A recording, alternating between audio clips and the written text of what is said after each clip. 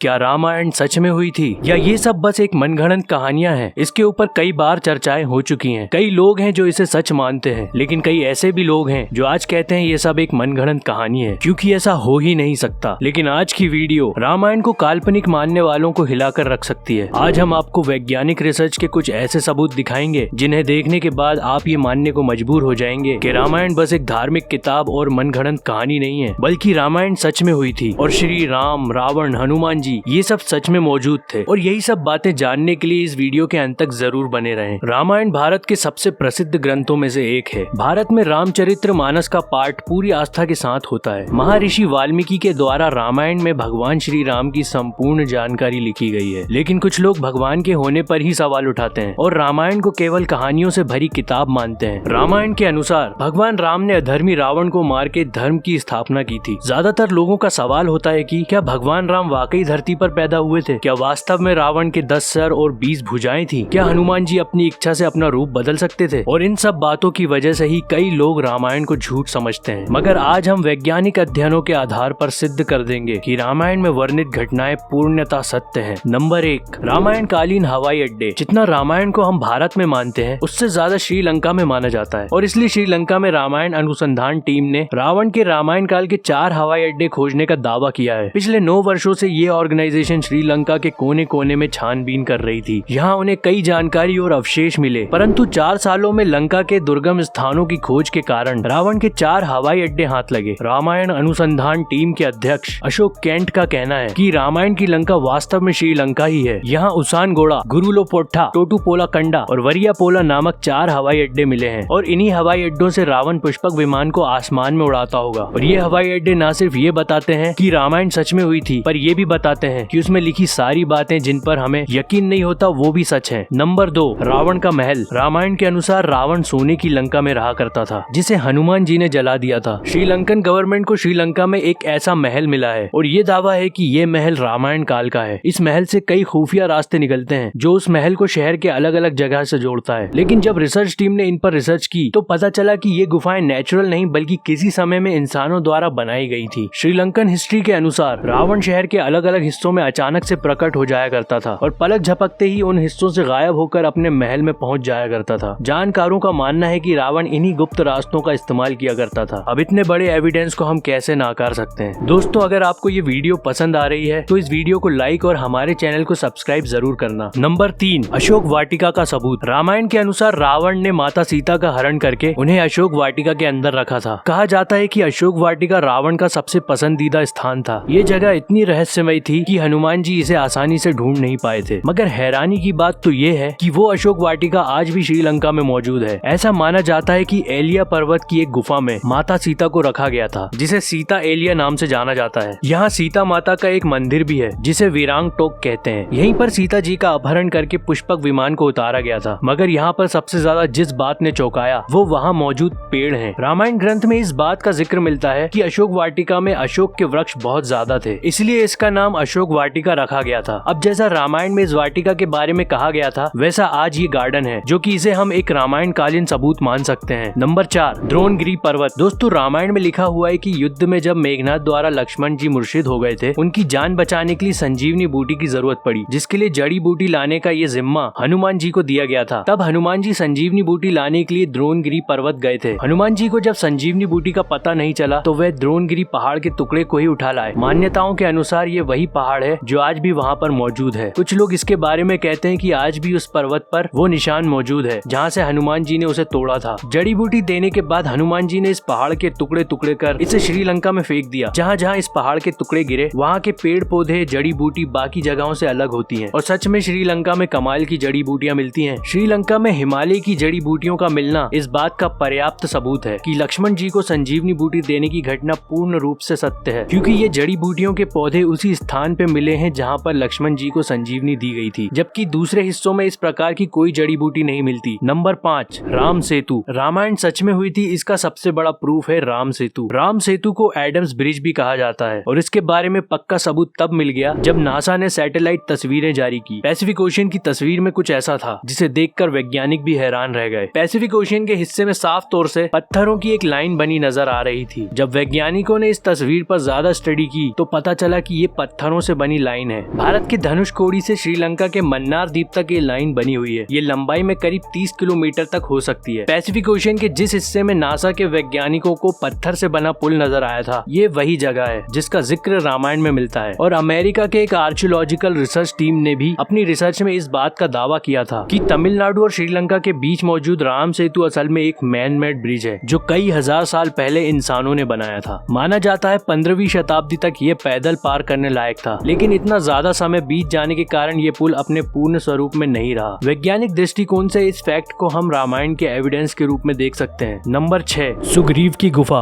बाली के डर से सुग्रीव जिस गुफा में रुके थे वो गुफा आज भी मौजूद है। रामायण के अनुसार बाली ने दुमदुबिक नामक राक्षस को मारकर उसका शरीर कुछ दूर फेंक दिया था। हवा में उड़ते हुए दुमदुबिक के खून की कुछ बूंदें मातंग ऋषि के आश्रम के ऊपर गिर गईं। ऋषि ने अपने तप के बल से जान लिया कि ये किसकी हरकत है। फिर क्रोधित ऋषि ने बाली को श्राप दिया था कि कभी भी ऋषि के पर्वत के क्षेत्र में आएगा तो उसकी मृत्यु हो जाएगी। सुग्रीव को राज्य से निकाले जाने से वह इसी जगह पर आए थे क्योंकि वह जानते थे कि बाली यहाँ नहीं आ सकता। यहीं पर उनकी मुलाकात राम जी से भी हुई थी और बाद में राम जी ने बाली का वध किया था और सुग्रीव को किष्किंधा राज्य सौंप दिया था। और ये सारी गुफाएं आज भी मौजूद हैं। नंबर 7, जली हुई लंका के सबूत। रामायण ग्रंथ के अनुसार हनुमान जी ने लंका की सोने की नगरी को जला दिया था, मगर अभी कुछ एविडेंस मिले हैं जिन्हें लेकर कहा जा रहा है कि लंका के जलने के सबूत आज भी वहाँ पर मौजूद हैं। जिस जगह पर लंका को जलाया गया था वहाँ की मिट्टी आज भी काली है, जबकि उसके आसपास की मिट्टी का रंग वैसा ही है जैसा कि नॉर्मल मिट्टी का होना चाहिए। बस इतने से इलाके में काली मिट्टी मौजूद है जो कि जली हुई लंका के सबूत को बताती है। इस बात को भी हम एक इत्तेफाक कहकर टाल नहीं सकते। यहाँ तक कि इतने सारे प्रूफ कोई इत्तेफाक नहीं हो सकते, तो इसलिए यही साबित होता है कि रामायण सच में घटित हुई थी। आपका क्या विचार है हमें कमेंट में जरूर बताइए। दोस्तों, अगर आपको ये वीडियो अच्छी लगी और आप आगे भी ऐसे ही इंटरेस्टिंग वीडियोस देखना चाहते हैं तो हमारे चैनल को सब्सक्राइब और नोटिफिकेशन बेल को ऑन कर दो ताकि हमारी वीडियोस की नोटिफिकेशन सबसे पहले आपके पास आए।